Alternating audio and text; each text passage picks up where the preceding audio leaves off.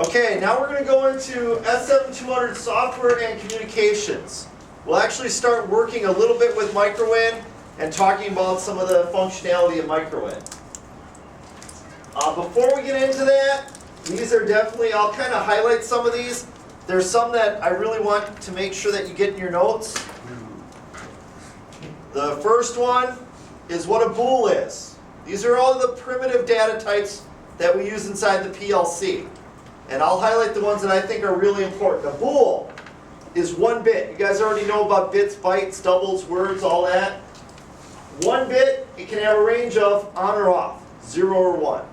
The reason why I say that is because there will be bits that you use inside of MicroWin. V0.0 is an address that represents a bit. Q0.0 is an address that represents a bit. I0.0 is an address that represents a bit. We know if I give you an address for an output, Q00, that output can either be on or off, and that's it. Okay?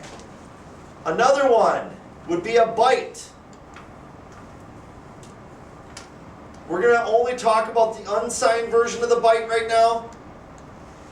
It has a range of 0 to 255. That means it's 8 bits. And if I added up all those possible combinations, it would give me 256 unique combinations. Okay? Does anybody remember when we talked about 32-bit color in TVs and 4.3 billion colors was the same thing, right? In this case, 8 bits is 256 unique combinations. The word. I gotta find my cursor here. The word's another one that's important. This is a new thing that we want you guys to associate with a word. Integer. When we're talking about a word, I won't even say when we're talking about a word. When we're talking about an integer is always a word. What does the word integer mean to you? Number. A number? What type of number?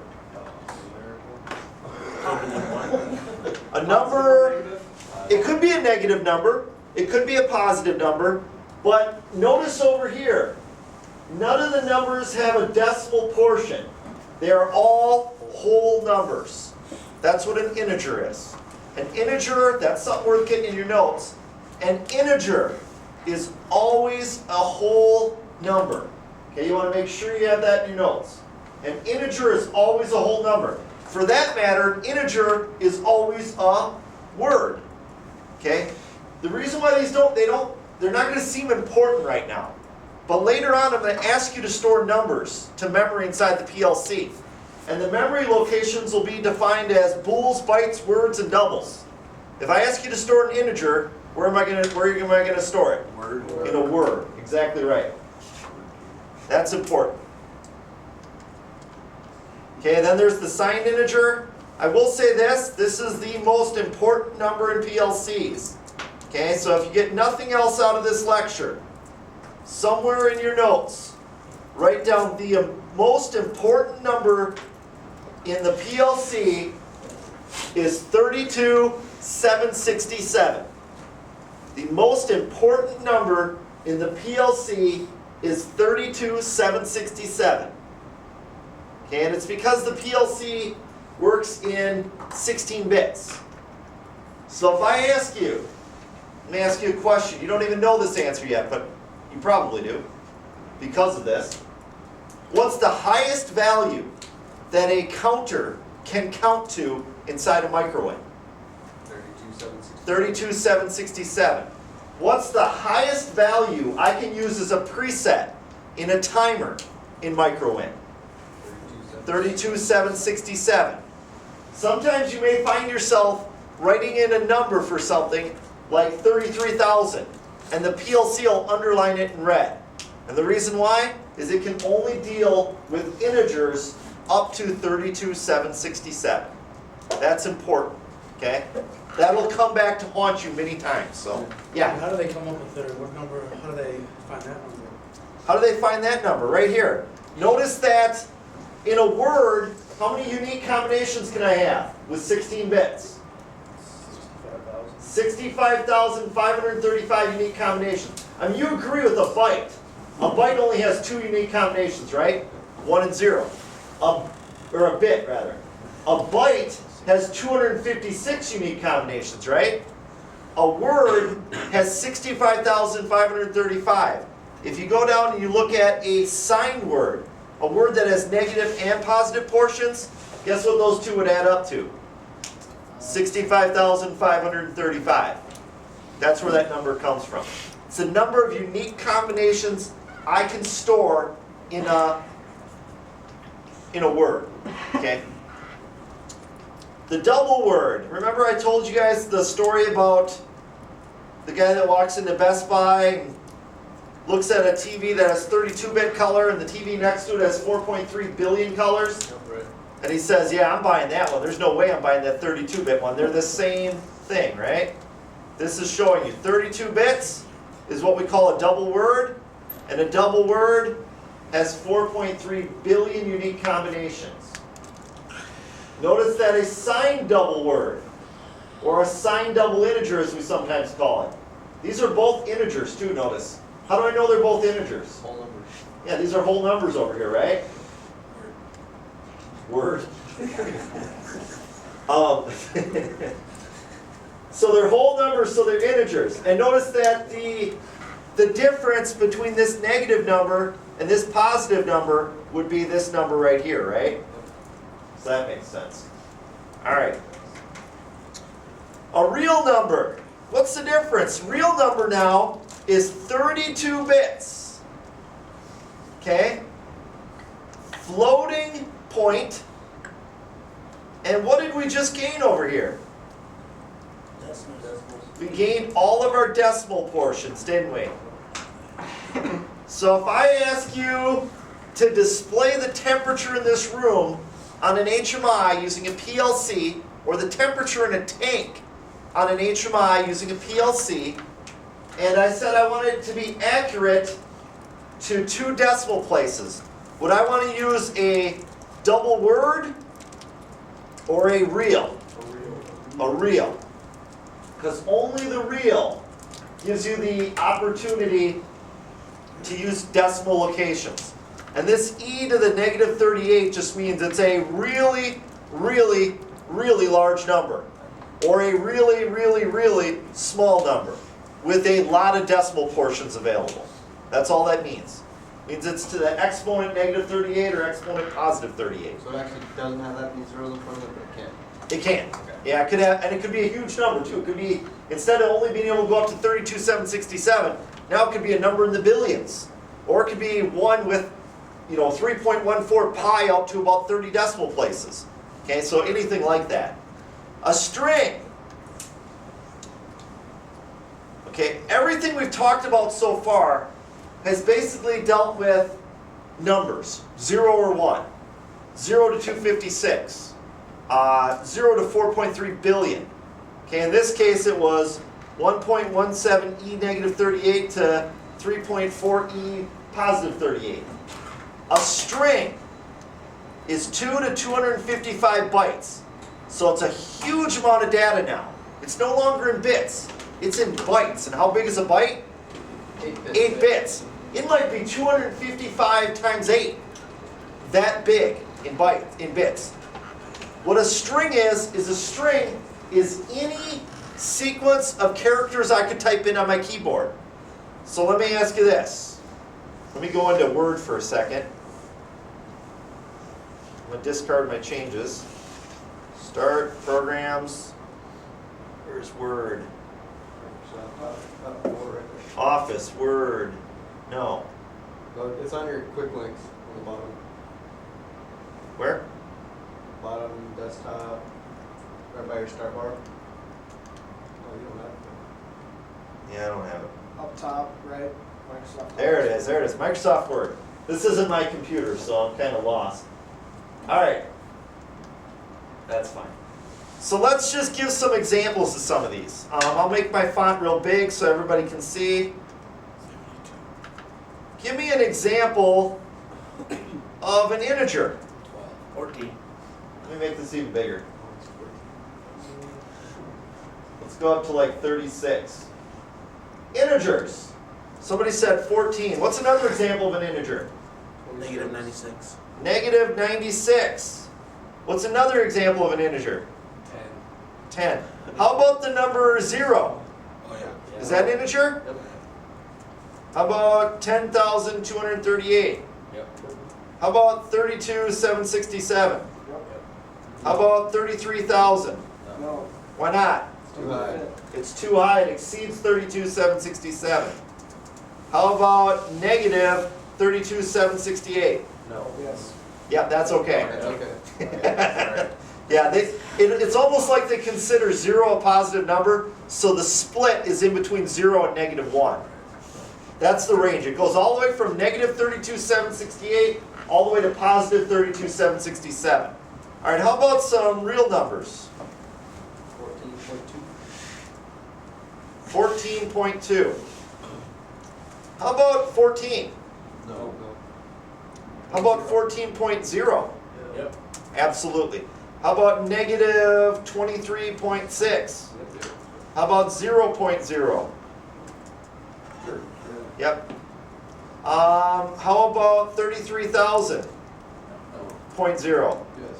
Yes. Now we can go higher, right? Real numbers allowed me to go higher than 32,768. So there's some examples of real numbers.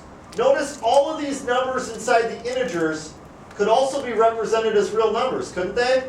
Yep. 14.0. How about negative 96.0? Yep. How about 10,238.0? These are the same numbers here that are up here. They're just represented as real numbers now, right? Okay, here we go. Now we'll go into strings. Strings are a little different. Give me an example. I said anything you could type in on a keyboard. So is 90, hold on, is 14 a string? Yeah. It's a string, right? How about negative 96? Is that a string? Yep. How about the word true? Yep. Is that a string? Yep. How about this? Is that a string? Sure. How about, how about red? Yep. The number 6 as written instead of a number. Oh. All strings, right? Yep. How about decimal, decimal, decimal, decimal? Yep. Yeah. How about space, space, space, space, space? Yep. Sure. Is that a string? Yeah. How do we know what those represent? You don't. Okay. What you would, yeah, you don't. You could figure it out though. If you went into Google and you typed in ASCII, I might actually have a link to it in here. Oh, I do. If I went into Google, wouldn't even have to go into Google. If you go into the PowerPoint, you can just take it out of there and post it right into the address bar. How would you know what those represent? This is going to explain it to you. And I don't expect everyone to be able to see this on the slide. But if you go to ASCII Table.com, and maybe I can zoom in on it. Apparently not. ASCII Table.com, it's going to give you a decimal character to represent each keystroke, a hexadecimal character, an octal character to represent each keystroke, and an HTML character to represent each keystroke. The computer doesn't see a space when you type in spacebar. The computer sees some sort of code to represent a spacebar. Well, the PLC is a computer, right? The PLC doesn't see a space when you type in a spacebar. It sees the same ASCII code as you would see in a computer. So these are all your different codes. But I guess the point being is, could you use, why would we want strings available to us in the PLC? Longer codes. Yeah, longer codes, longer numbers. These could be passwords. Type in password. I could have a password that I have to type in on a matrix keypad, and the PLC will look at that and say, yep, password's correct. Or nope, password's incorrect, I'm not going to allow you to start the motor. So those are all your strings. One of the things I like to say is that there's kind of a hierarchy to this. Okay? All of the integers can be represented as reals and strings. Okay? But not all of the reals can be represented by integers, right? All of the reals can be represented by strings. But not all the strings can be represented by reals, right? Right. You guys see the kind of the hierarchy there? There's kind of a structure to that. One of them encompasses a lot of stuff. The strings pretty much encompass everything, right? It can have integer numbers in it. It can also have decimal numbers, right? It could have the number 14.2, couldn't it? Yep. What wouldn't be a string? If it's not a key on your keyboard, it's not a string. Yep. Anything that's a standard key on a keyboard is a string. Or any sequence of keys on your keyboard is a string. What are you using the arrows for? The arrows, ooh, that's a good question. You'd have to go to that ASCII Table.com. I'd be interested. I think it is actually. Let's find out. What was it? Arrows. Question is, would the arrows be a string? And I think what we'll find is, yes, they will be. Let's find out though. If I go to ASCII Table.com, I see the spaces on there. Well, I don't see it yet. Of course, there's lots of extended stuff here too. Backspace, device control 1. I don't actually see them here. Maybe they're not. That's a question I'm gonna have to get back to you on that. I'm not positive. Yeah, because the space bar, you see the space bar is definitely an ASCII character. So is the delete key. So is the delete, so is the backspace. There's a lot of them in here. Are the function ones? The functions, anybody see function keys in there? I don't see function keys in there either. So it sure looks like it's just your, QWERTY. yeah, it's just your standard, your QWERTY keyboard. That's exactly right. Everybody knows what QWERTY means? QWERTY is the QUERTY. It's the first characters on your keyboard. So your standard QWERTY keyboard is what makes it up. The function keys tend to be more what? They tend to be more program control, right? The cursor keys, I'm kind of surprised they're not on there, but I guess it's not too strange. But there's all your ASCII codes. All right. So go back into the PowerPoint. Communication interfaces. There are 3 ways to load a program onto your PLC. These are the 3 ways. The USB PPI cable, and you typically want to call it either USB PPI or PC PPI. That's the correct terminology. And Jeff will hit you on the exam if you just call it the cable. It's either USB PPI or PC PPI. One of the 2.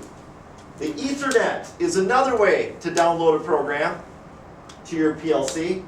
And the EEPROM module is the 3rd way to download a program to your PLC. And I can almost guarantee you'll be asked to recite those verbatim on a test. Do we use any EEPROMs in class? I do have them available. We don't typically call out for them on any jobs. But you guys are more than welcome to try them out. Yeah, just ask Jeff for one and he'll hand you one and you can try it Are out. they the same thing as the ones that use in the logo? They're different models, but they're Right. essentially the same thing. Yep. Yep. Symbol table. The only thing I will say about the symbol table is when I do the demo, I'll show you what the symbol table is. The symbol table is a way to automatically document your program. Automatically puts comments in, automatically select those comments. It's very, very nice, and you'll always start at your symbol table. Okay, you got to make sure. It's very important to make sure that your symbol table matches your I/O listing sheet. Okay, the reason why is I want to make sure that my symbol table has the start push button addressed the same as it's wired up.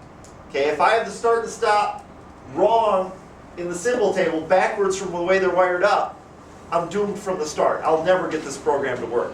So you always want your symbol table. I would pretty much go off and say, create your symbol table from the I/O listing sheet.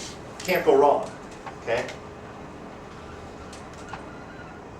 Symbols, I'll show you guys these in a second. We don't need to look at them right now. Boxes, networks, comments. Let's do one. If you guys want to open up MicroWin, you're more than welcome to. I'm going to open up MicroWin on this. I got to find it. Alright, so here's MicroWin. And I'll try to make my view bigger so everybody can hopefully see it up there. I'll make my options, general. not my computer, so I'm a little bit trying to find it here. There we go. I'm just going to change the size of my font so hopefully people can see it on the video too. Didn't change the size of the font in my symbol table, unfortunately, though. Alright, in the symbol table, what you're going to want to do is insert your symbols. Symbols are start push button, stop push button. I will say one thing though. Let's say I want to insert the stop push button. I type in the word stop. Notice how it underlines it in red. What does red typically mean? You'll go. Yeah, red means bad. Means you cannot use that word. The reason why you're not, there's certain things you're not allowed to do inside of MicroWin. You're not allowed to use keywords that are involved in the firmware inside the PLC.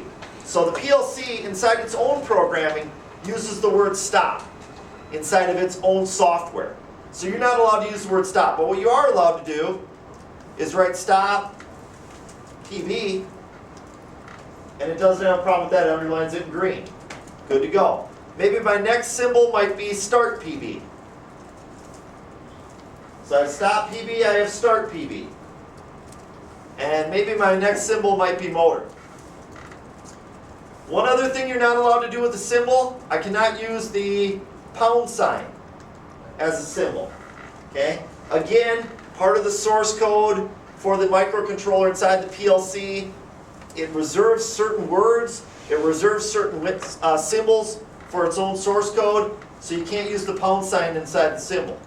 Okay, let's just say, what do you guys have stop wired up to? Oh, you guys don't. We don't know what you're going to wire it up to, that's fine. Let's say we're going to wire it up to I0.0. And we'll wire start to I0.1. And we'll wire, notice what I did there. Why did it give me a red error? Somebody tell me. No, because they're both the same. I can't have my start and stop at the same address. One should be I00, the other one should be I01. Now it doesn't mind either one of them. And the motor I'll put in as Q3.0. This isn't necessarily the way you have to wire them up. Okay? What I'm showing you is I'm just showing you how to create a symbol table. I would normally be creating this from what? The I/O listing sheet, yeah. I would develop the I/O listing sheet first. I would do the wiring, and then I would take that I/O listing sheet and I would create the symbol table. Comments. Comments, you're allowed to do anything. I can put just the word stop. Doesn't matter. Okay?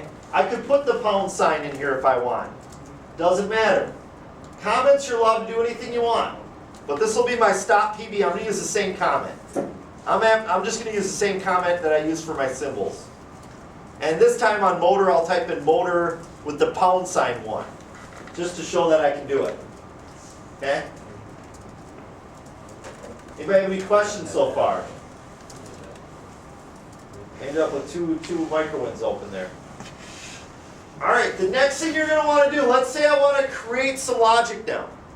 Okay, so I have those inserted. I go to the program block. The first thing you always want to do is you want to ensure that you comment everything. So I start out this program comment side right here. And I usually start out by typing in programmer and my name. And then I might type in the company I work for. What do you click to get that? Just click inside that program comments gray box. No. How did you get to program? Oh, program block right here. Just click it? Yep, just click program block. It'll take me from the symbol table to the program block. I click it and it just opens it up, asks me if it's main, SBR, or INT. Oh. Click main. Oh, okay. Yep. There's a couple of, I don't even know if I can see them here. There's a program block folder over to your right there. That's what I clicked on. Oh, I see. He clicked right here. The program block folder is a little bit different. We haven't defined, well, we've talked about subroutines a little bit, Right. but we really haven't defined them yet, how to use them.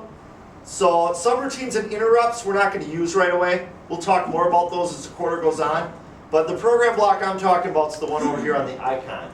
Good call. And then go into the program comments.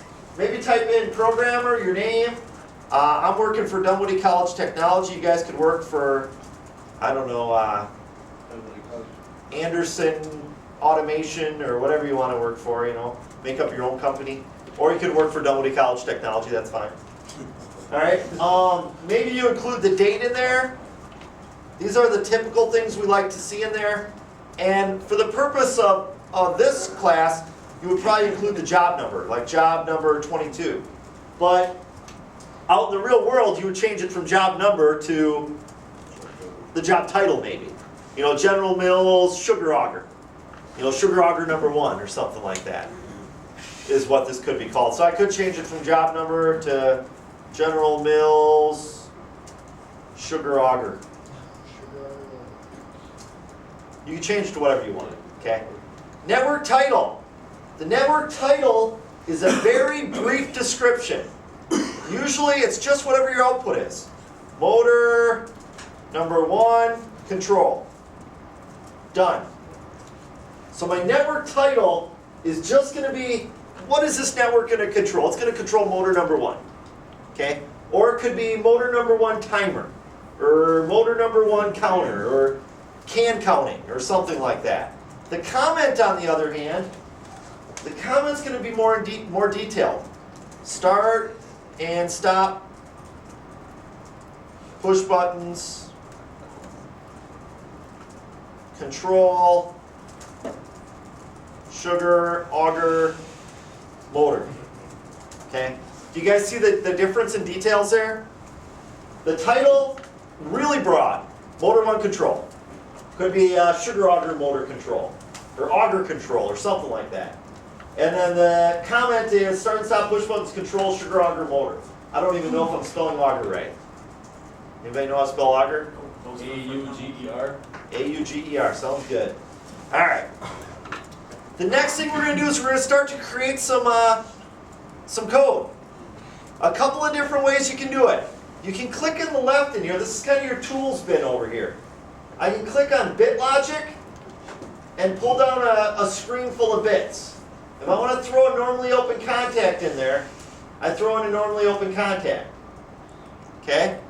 There's another way you can do it though. I want you to at least try these 2 ways. So I did it from the bit logic, but I can also go up here. Notice up here, I have a little contact picture. If I click on that contact, it gives me a choice of different types of contacts. I pick a normally open. Okay? I could also pick a coil up here. Or I could pick a coil down here. Notice when I mouse over this coil, what does it say next to coil? F6. F6, what is that? That's a hotkey to insert the coil. So I could just put my box where I want it on the screen, hit F6, and it goes right in there. Done. So as in any Microsoft or Microsoft-enabled program, or Windows-based program, how many different ways are there to do it? Lots. Who the heck knows? I don't know. Lots, right? That's the correct answer is lots. See that on a test? How many different ways can you insert a contact into a program in MicroWin? The answer is lots. I have not found them all yet.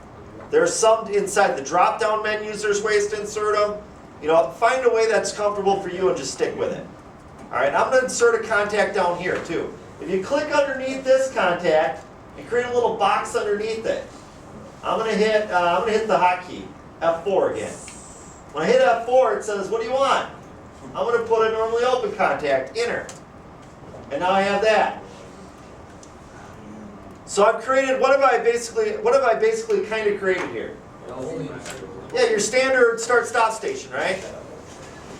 Here's one thing that's a little goofy about MicroWin. How do I connect from here to here? I can't just drag it. The arrows. So you basically highlight where you want to go from. I want to go from this contact right here, and I want to go down. So I use the down arrow, and it connects it. Okay, and if I go over to this contact, I'll start over here, and what do I want to do to get up? Use the up arrow. Done. And now it's connected up. Mine didn't, Mine said up latch may not be placed. Then you did it wrong. Let me just take a peek. I didn't get rid of it. Yeah, you gotta get the contact in here first. Oh. Yeah, get the contact in there. And now go to that contact and put it up line. Yep. So as I'm looking around, it looks like everybody's got what I have on the screen. Some people have solitaire on their screen, but most everyone has what I have on the screen. All right, here's the nice feature of MicroWin. Notice the little red question marks. I want you to right click on this question mark right here and go to select symbol. Because you've already defined your symbol table, now you can select which address, which symbol you want there. Which one do we want? Stop PB. Notice it automatically comments it for you. And if I right click the next one, what do I want? Start PB. If I right click the next one, what do I want? Motor. And what do I want on this contact? What is this contact called, first of all? Holding contact. Holding contact. What's another name for it? Auxiliary. Auxiliary contact, maintaining contact, sealing contact. Lots of different names for the same thing. What do I want to name that though? Motor. Very good. And there's your first MicroWin program completed.